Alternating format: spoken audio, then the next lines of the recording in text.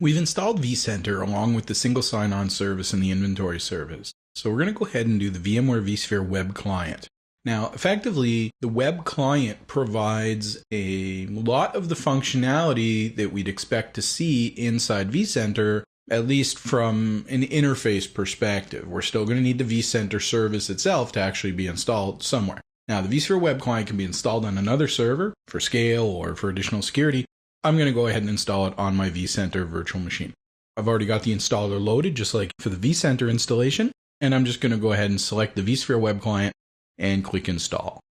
Pretty simple installation overall, and it's going to go and install the entire infrastructure for the vSphere web client, which is Adobe Flex based. So all of your clients who are going to connect to the vSphere web client are going to need to have the Flash client installed, which includes the runtime for Adobe Flex. And if you're going to access that interface locally from the server, you should also have Adobe Flex installed here.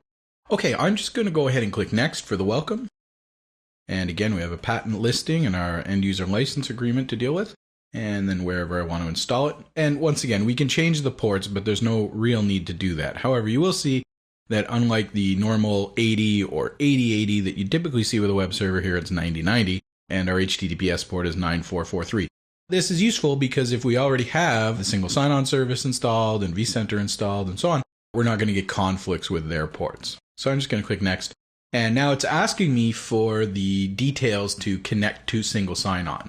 When we installed single sign-on, we had a user called admin@system-domain. That's still valid here. We haven't added any additional users to single sign-on. So I'm just going to go ahead and provide the password that I previously set.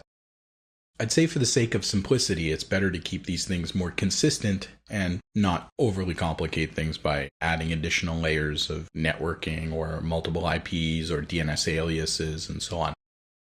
Okay, so the web client install is completed. In another video, we're going to take a look at connecting to the web interface and configuring it. For now, I'll just go ahead and click finish.